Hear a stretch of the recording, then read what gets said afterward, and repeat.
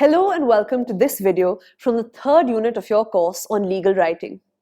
In this video, we will talk about planning your writing. Before you begin any writing task, spend a few minutes planning or preparing an outline for the document. This is quite an obvious and simple bit of advice that holds true for nearly any professional task. But this simple step is ignored so often that it needs to be restated. You need to account for planning as a vital part of any writing task. Unless it is a single line email, putting some thought into what you are writing before you actually begin to write not only makes your writing better, it actually makes your job easier. Now you might think, how does it make my job easier if I have to spend time before I begin writing? Well, that's what this video is about. Put very simply, a good plan or a good outline actually makes the task of writing much quicker. Let's work through an exercise to see how planning and outlining is actually time well spent. This exercise requires you to draft a memo. Imagine that you are a solicitor and that your firm of solicitors has been engaged to do some work on US law. None of the junior lawyers in your firm, however, know much about the law of the United States of America, and so one of your seniors has asked you to draft a memo that can be circulated among these junior lawyers. The first step of the plan is to get very clear about what the purpose of your writing task. What is your purpose in this exercise? The purpose of your memo, that is the task that you have to achieve, is to explain some of the basics of the US legal system to the juniors in your law firm. Now, with that in mind, let's proceed to the next step, which is to list all the points that you want to include in your memo. So if you're explaining the basics of the US legal system, what are all the points that you would want to include? You can pause the video now and jot down these points. When you come back, we will go through my list of points. Welcome back. Here is my list of points I want to include in my memo. We need to cover the state and federal governments and their structures. Look at the legislature, the executive, and the judiciary in each of those levels of government. Look at how laws are made. And we also need to cover how precedent works in the federalized legal system of the US, where there is a hierarchy of courts at the state level and a hierarchy of courts at the federal level. You may have come up with a few other points. Please share those points with the rest of us on our forum. It'll be good to compare notes to see which points you felt were worth including and which ones you felt should not be included in the memo. Now, once you have a list of points that you want to include, the next step is to put all those points into a detailed outline. This involves organizing them in a logical order and, if required, further breaking down any point so that when it comes to writing your memo, the task before you is very clear. So pause the video and prepare this outline.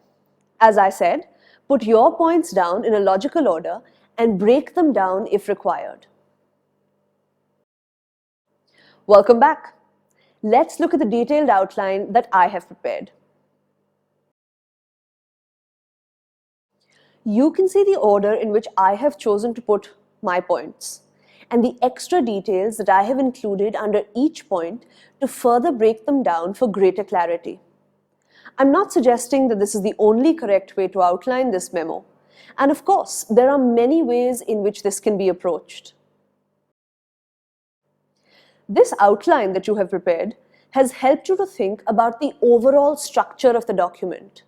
You know what points you will include and in which order. You even know the important details that you will cover under each point. Now, since the document is going to be made up of paragraphs, you now need to think about structure at the level of individual paragraphs. What should each paragraph contain? In the reading materials, I introduced you to the IRAC structure: issue, rule, analysis or application, and conclusion. Now, can we use this paragraph structure in a memo that is largely explanatory? I think we can, with some minor modifications. Let's pick one issue and see how we may plan our writing on that issue according to the IRAC structure. Let's talk about the issue of which court decides which legal issue in the US legal system. Obviously, the issue is going to be how to determine which court deals with which matters in the US legal system. That will be your title sentence. Let's move on to the rule.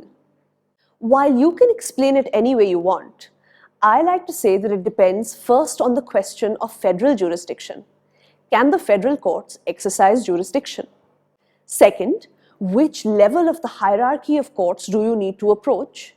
And third, the geographical question. So you can explain these points in the second part of your paragraph, the rule part.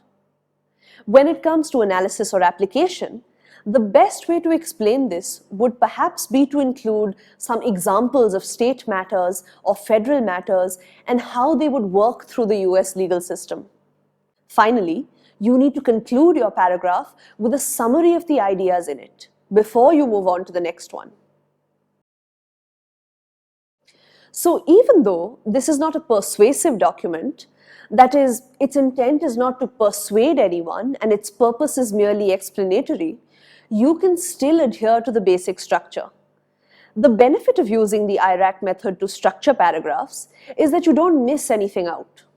You can cover the issue, include the rule, analyze it with some examples, and then you conclude. It is very simple, but also very useful and effective.